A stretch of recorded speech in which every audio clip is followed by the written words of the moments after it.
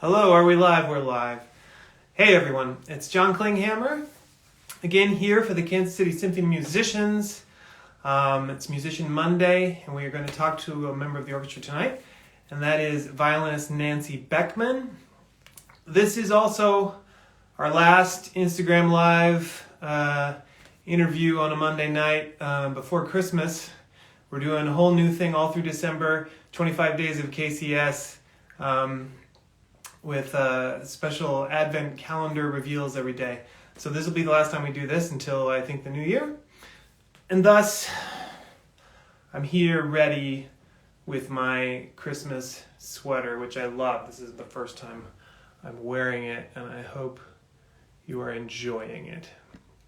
So as soon as Nancy finds her way onto the feed here, we will start chatting with her. She's not here quite yet. Sometimes there's a little bit of delay. Well, oh, there she is. Ba-doop. Waving at everyone. Wave, wave, wave, wave, wave. Hi, wave, wave. Nancy, hello. Hi. Hi, how you doing? Good. Good. Nice of you to join us here on the Instagram Live. And we want to get to know you a little bit and hear about your career with the Kansas City Symphony and also how you got started. So I want to start at the beginning. You told me that you grew up in Battle Creek, Michigan. Yes, I did. Were you born in Battle Creek, Michigan? No, my family moved there from upstate New York when I was 5, so I consider myself having grown up in Battle Creek. Right, gotcha. You're not, you don't feel like deep down, those first 5 years, you're really a New Yorker. Nope, not really. And so you moved there when you were 5. You know, my mother lived in Battle Creek, Michigan. Before you got there in just for a couple of years when she was in 9th and 10th grade. And she said at that time it was still a cereal town. Was it a cereal town when you were there as well? Yes. Yes, that's the thing, right? Yeah. Yeah, that was the big thing. Cereal. W.A. Kellogg. But now it's not so much anymore. Really? That's what I was understanding. Yeah. Oh well. That's the way it goes. So were you raised by musical parents? How did you wind up starting on the violin? Did you start on the violin as a kid? Yes, I did.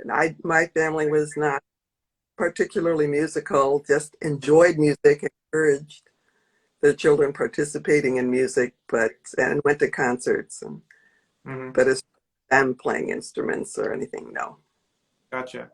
Were you a Suzuki kid? No, that was after my time. Okay. I had no idea how far back Suzuki went. I started in schools in the 4th grade. Okay. All right. 4th grade. And that's not that early for a violin, right? Like that's... Well, not anymore. Times have changed. Right. Sure. Okay. So you started, and did you take piano too when you were a kid at all, or? A little bit. A little bit. Yeah. Right. And so you take violin. I assume you're getting better at it in high school, and you went to the University of Illinois for music performance. Yes. So clearly you had decided by that point, okay, I'm a good violinist, and this is gonna be my thing. This is gonna be my career. Like, how did you get around to deciding, like, all right, we're gonna do this?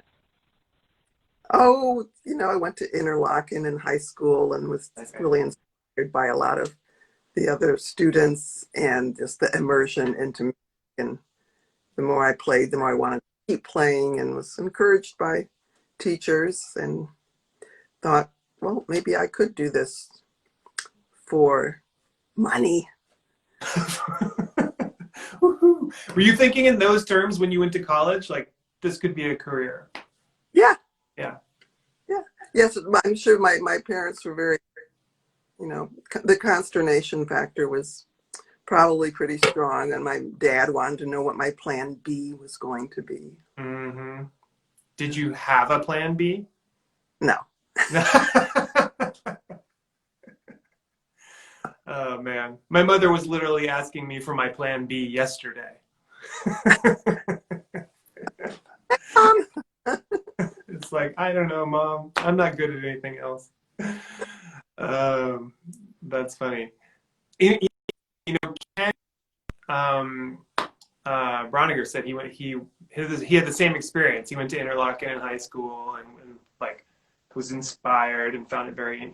I wonder how many people have been. I've never been to Interlochen, but it apparently plays a big role in a lot of musicians' lives.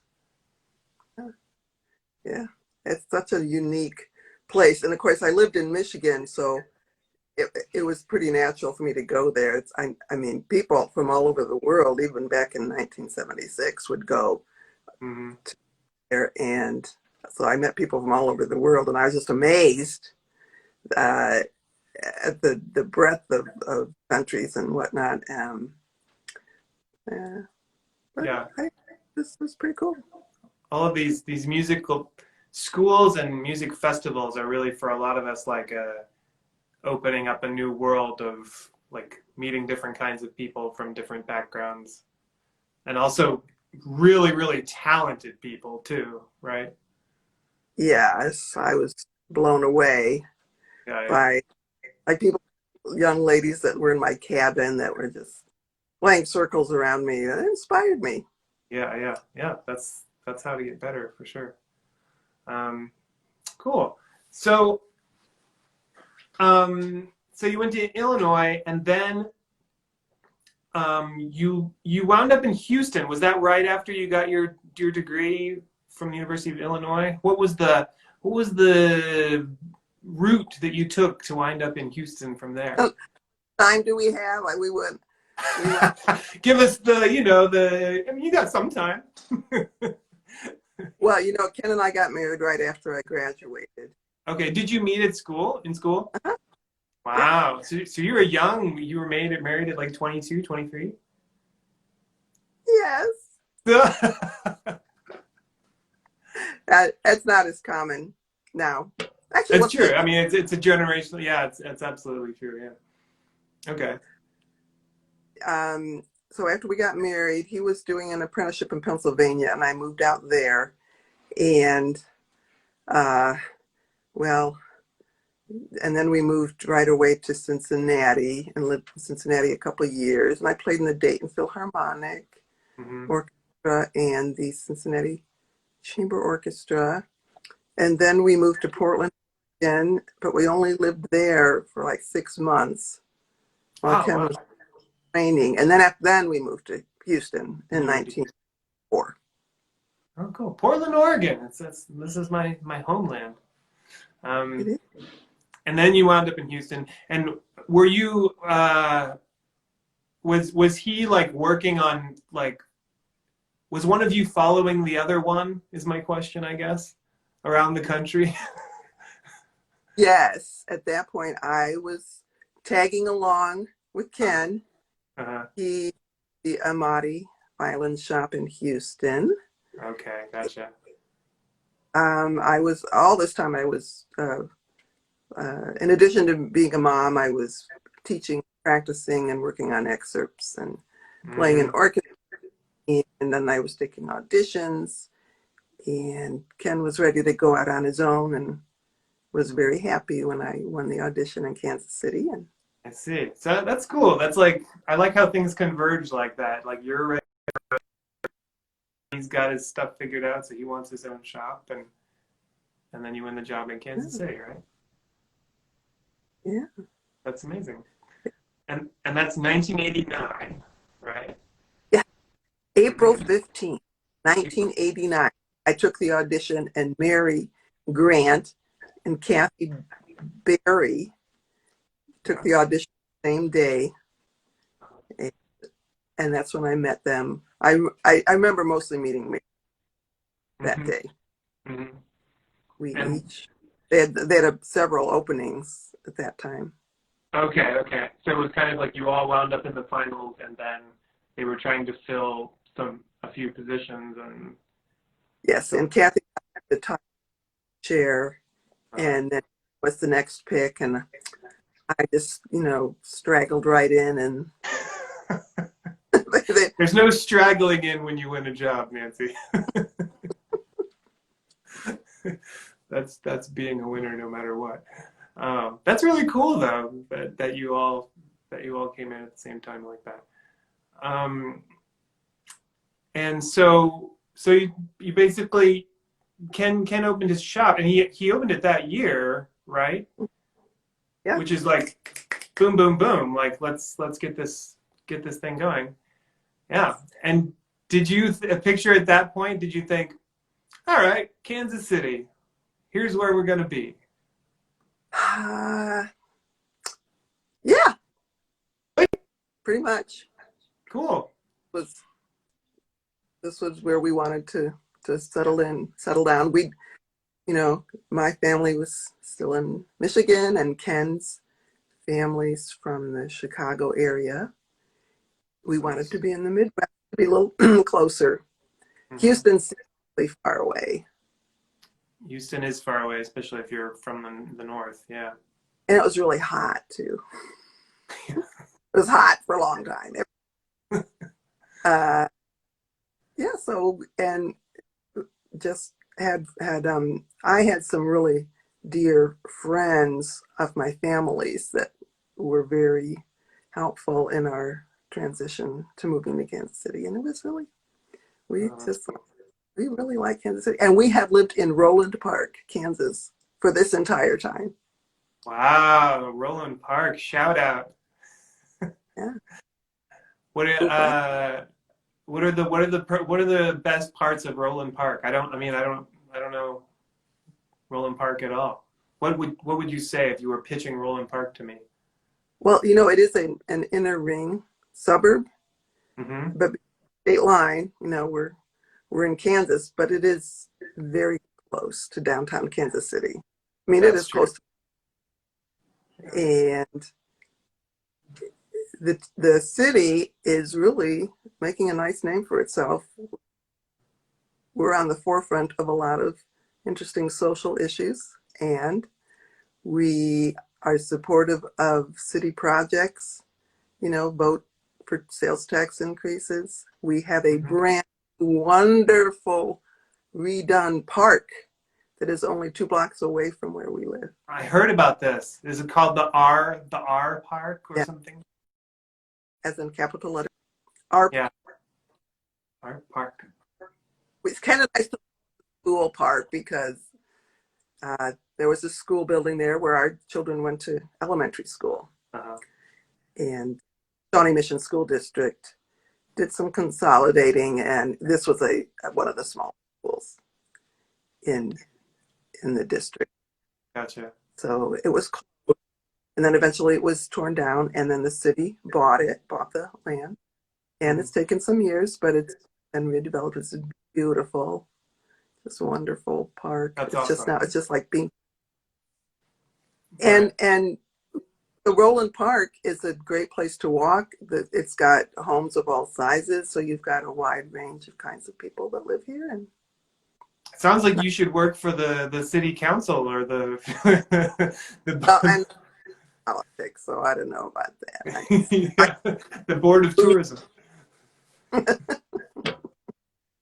I get excited when parks are being built. I feel like it's an under appreciated thing that cities should always keep thinking about. It's like you have that nice parks, but the city's growing. You need to keep redeveloping. There's so many areas that could be redeveloped. Anyway, blah blah blah.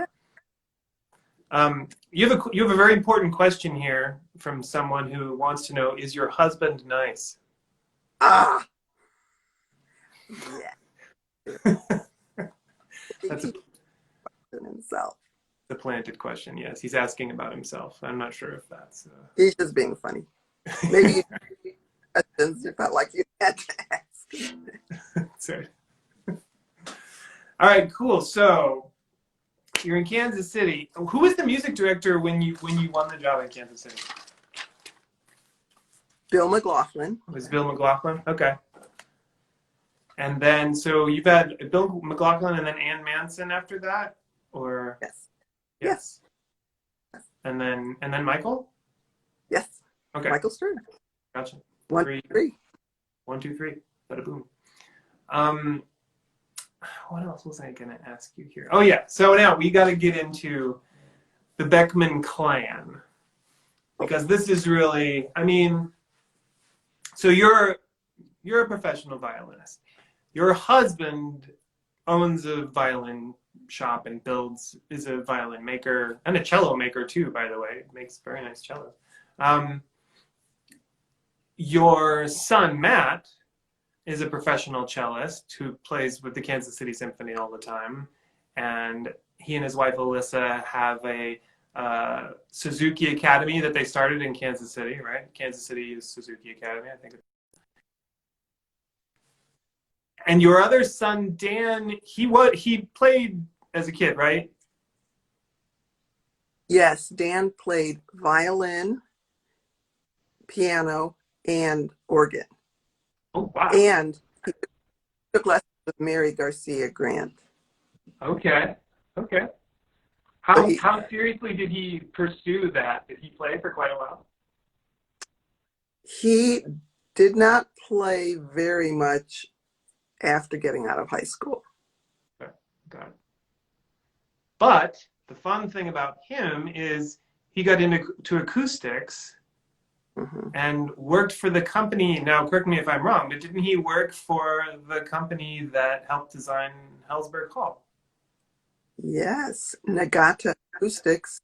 The main headquarters is in Japan, but there's an office in LA.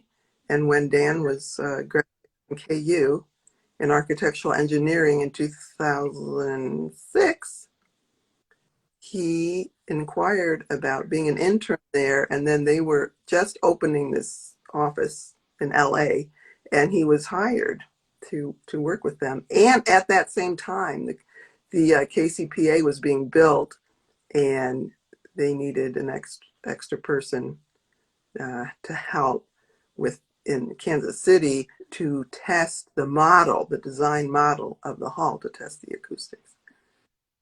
Huh. And so was he working on site in Kansas City while that was going on at all? Or? He helped with the testing, but it was someone else's project. I got you. It wasn't his. I mean, he had just started. So right. It wasn't until several years after that he was, project manager and everything. He now is out on his own. Mm-hmm. So all you folks that are listening, some acoustical design work, especially if you're thinking of building a concert hall.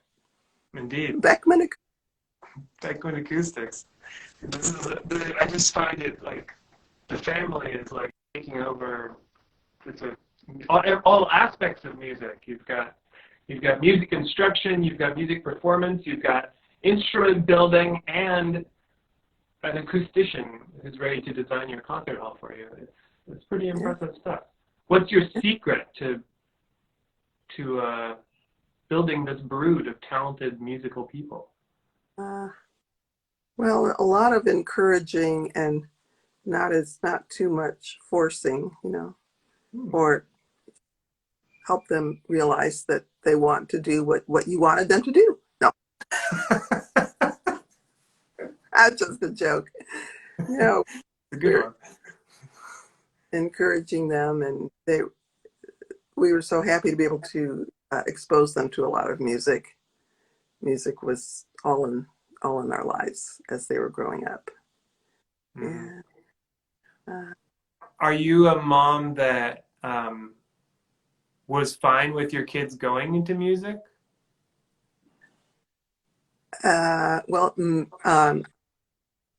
Stutter stammered. Matt originally was a chemistry major. Okay. Went to college. He went to St. Olaf College for his undergraduate. he was a chemistry major, and after a couple of years, he decided he wanted to go into music. Mm-hmm. And supportive, a little surprised, but we supported him. We thought he was going to be doing chemistry, but anyway, he went to the New England Conservatory of Music, and went to Tanglewood and that's where we met Alyssa. A really great how we met story. It's kind of an aside here because they were both living in Boston, but they didn't know each other, but they had a mutual friend. Okay. And this young lady knew that Matt needed a ride to Tanglewood, and so she suggested that they connect. And Alyssa had a car, so she drove Matt to Tanglewood, and that's how they met. Was on a car ride from Boston to Tanglewood. That is a pretty good story. Also, I like the idea of a man falling in love with a woman because she has a car. Oh, that's so funny. I mean, I don't know. Yeah. That's great. But this is more evidence. Parents out there, let your kids go into music because they might meet the person that they're going to marry and live happily ever after with. So Yeah, you just never know where it's going to take you. Exactly. But now that I'm a parent, I do like the idea of Plan B, because even though I didn't have one myself. All you aspiring musicians now, it's hard to make it out there. So if you tough. have other skills to tap into, that's a good thing. I recommend coding. I feel like coding is it's gotta be a fail safe possible means of employment.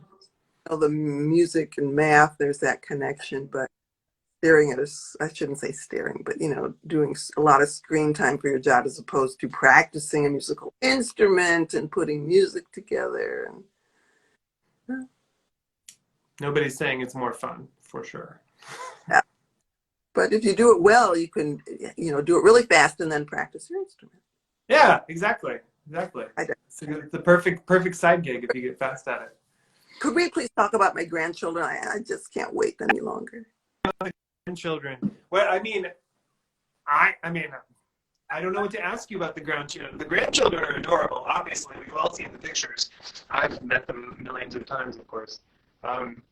Let's talk about it. What do you have to say?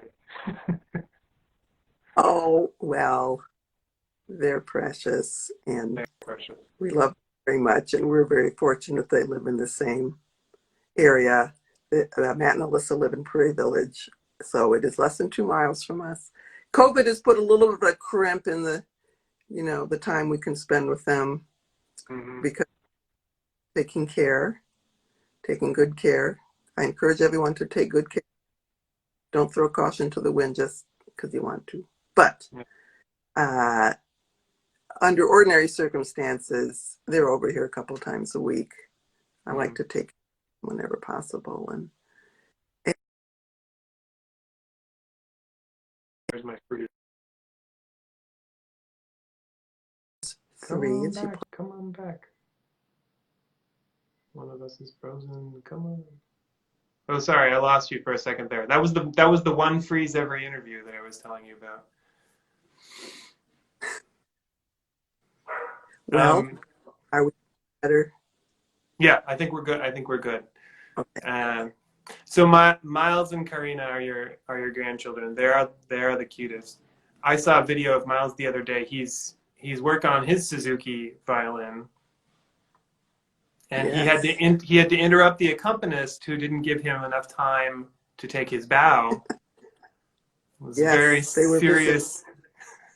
Yes, they were visiting Alyssa's mom and dad for Thanksgiving, quarantine before having this visit.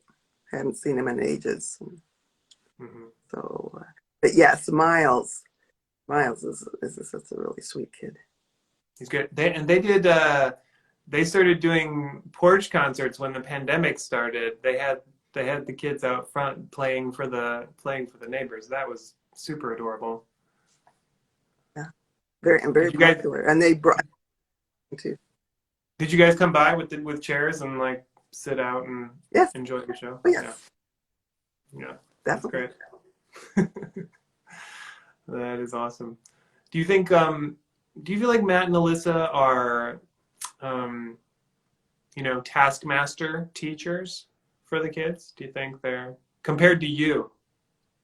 Um, oh, that's a really hard question. They run an academy, like that's serious business. You gotta, Yes, you know. yes. They, well, there's certainly no fist going on, no iron fist ruling. They're just, they keep to a schedule. Yeah. So there is that. And that's not a bad thing. No, that is a good thing. And the children enjoy music. I haven't heard any, well, maybe I just haven't been told, but I haven't heard about any crying episodes. I don't want to play them. I I'm haven't sure heard it's any. been. I only ask to give them a hard time, really.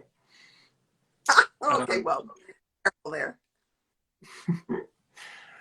So we are almost out of time. Not that we could stay here and talk all night, but we'll cut it off at half an hour like we always do. But I wanted to ask you a couple more things. Yes. Did you play with Yorkshire? Yorkshire went back into Hellsberg Hall last week. Yes. And you are playing? Yes. That's cool. So everyone, if you're listening, the Workshare will be releasing a couple things online, a couple programs online, and a Christmas program as well that they're recording right now. Go ahead. Yeah.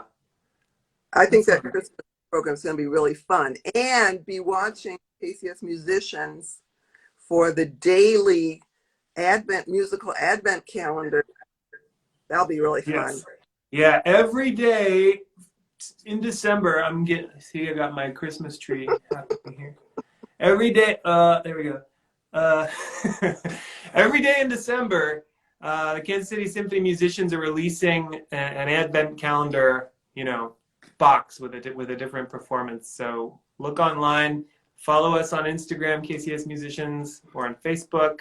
And you can also watch our YouTube channel, and it'll be there too every day throughout December until Christmas. That'll be a lot of fun. Watch for Nancy. You did a few of those, I'm sure. Yep. Yeah, I did a few of them. That was an interesting project, and it's not as much fun as playing in Hellsberg Hall for an audience that is pumped and ready for holidays. That's just the greatest feeling. I just love going into Brandmeier Hall at the KCPA before holiday shows, whether it's the Nutcracker or our Christmas festival, because the families, and they're so excited to be there. And for some of them, it's an unusual and special treat. And even though we might start getting tired because we played so many, that just revs me up to see them. And I'm going to miss that. Absolutely. Yeah, I think we all are. And that's really with all the stuff we're doing online, which has been great, and we're going to keep doing it. But really, it's all about, treading water and keeping it going until we can actually get back and play for people again. That's what's so amazing about what we do. This will be over, and what joy it will be when we are playing music. It'll be incredible. It'll be incredible. I can't wait. And I was I was going to say something else. I don't remember what it was. I just wanted to mention we were talking about the Advent calendar. That is the brainchild of our associate principal Horn David Sullivan and our assistant librarian Fabrice Curtis, who put a ton of energy and time into putting together all of these little musical Advent calendar boxes. So please enjoy that when you're following along. Yeah, Nancy, it's such a pleasure talking to you. Oh, it's been fun. Thank you for coming on. Really appreciate it, and enjoy your Christmas recording this week. I will. I will enjoy it. Thank you. Wish the winds could be there too, but oh man. Me too. I would And love Merry to. Holidays, Merry Christmas, Happy New Year, everybody. Yeah, Merry Christmas to everyone. Merry Christmas, Nancy. And we'll see you on the other side of the new year for this Monday segment here. All right. Thanks for joining us. Bye. Bye. Oh,